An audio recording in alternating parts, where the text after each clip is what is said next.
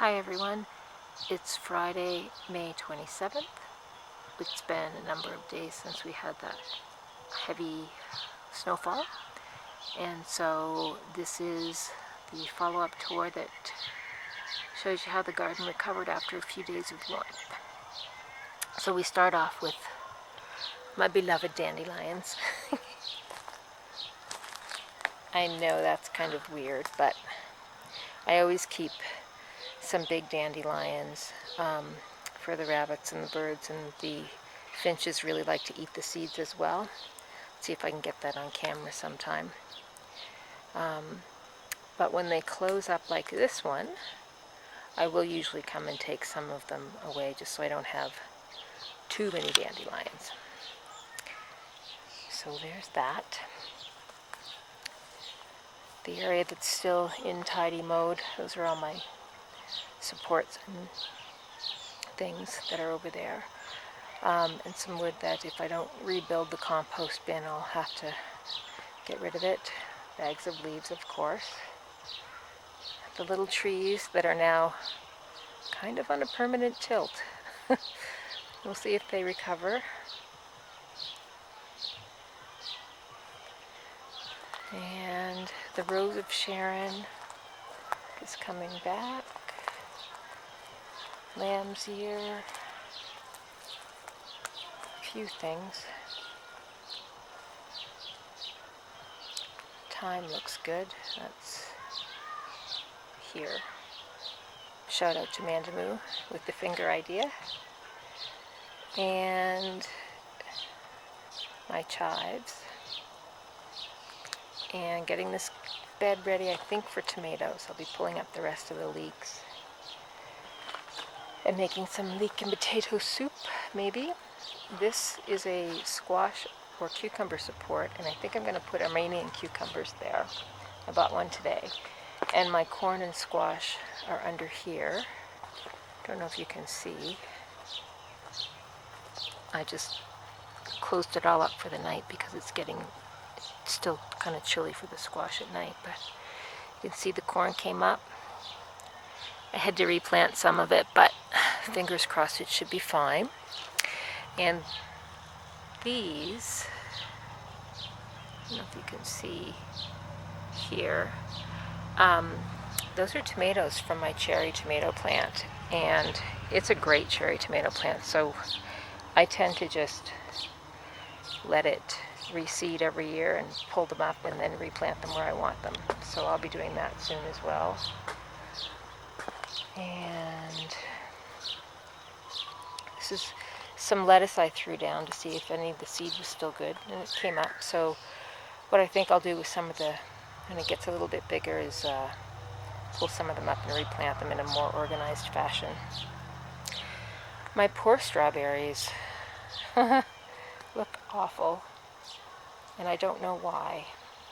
They were coming up okay, and now their leaves are getting yellow, and they're just doing poorly.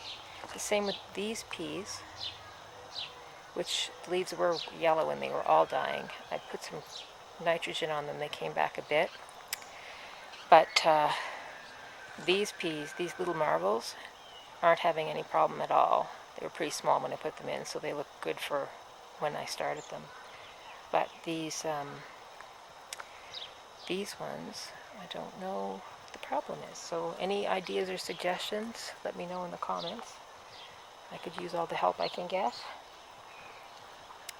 The leeks are doing great. I've been eating them, and I've got to be pulling almost all of them out soon. They're overcrowded, and that's super tasty. So I'll be starting more again in maybe August to do over the winter again. We'll see. And let's see. The raspberry has getting some blooms on it, which is good. And it looks like the blooms are on last year's growth. Oh, maybe some on this year's growth. So I don't know what kind of strawberry it is, or raspberry it is. So I'll be curious to find out if I need to prune it or not. all the things that were flattened, but I didn't cut everything back because the bees are still, even now, when the sun's going down, the bees are still going for it. So they really like the bachelor's buttons, so I left those. I'll cut them back when they go over more. Another thing that I noticed, and again, if anybody has any suggestions or reasons, is these are phlox right here, and these are phlox, and well, that one doesn't look as good as it did earlier, but it's been transplanted this year, so that's not a huge surprise. But this one up here is also a phlox, and its leaves are also starting to go yellow, and I don't know why. And it hasn't been transplanted. It's been there for a few years now. So any ideas on what's causing that? Again, let me know. I'll try to save them. The sedum's coming up great. I cut back the candy tuft. Some of it's still around, but it tends to go to seed, and it really does seed everywhere here, so I've started taking off the seed heads of it. That's pretty much it for this area.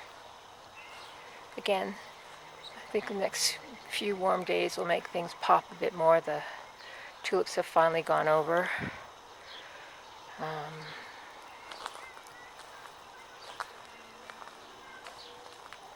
This comes back every year. It was one little container, one teeny tiny little container a few years ago, and it's really expanded, and it grows well in full sun or even part shade, because this used to be under a pine tree. So, and then you can see it's spread here, so I'm happy about that. And I kind of mended the hazelburt, but not very well. So we'll see if it lasts. The leaves are still there, so maybe. And I need to stake them because they have a definite crazy bend now. You can tell which way the wind blows here.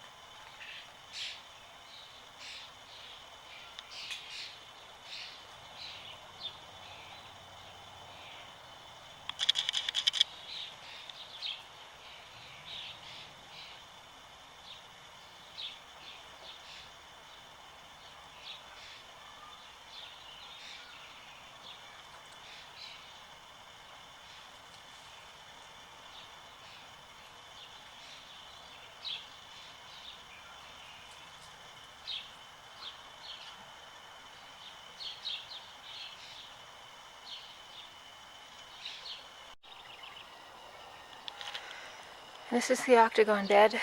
The tulips have had it, but it's filled in with we had a little bit more rain, and you can see that the achillea is flattened a bit, but I think the centers will come back, so I'm not going to cut that.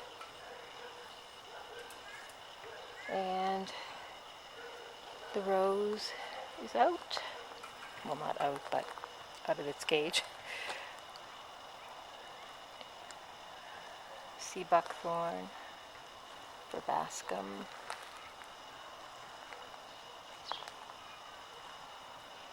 and I'll show you all the leaves that have been here, as you know.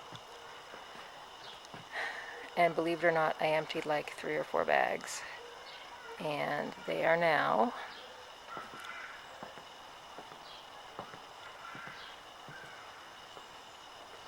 over here in a long line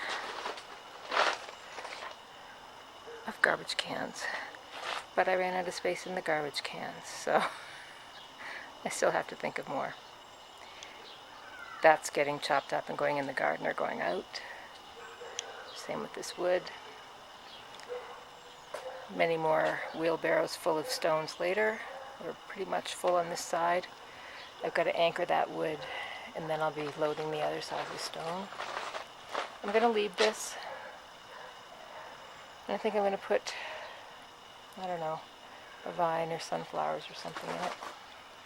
Right now I'm just keeping my seedlings here for the moment, and we'll see what happens.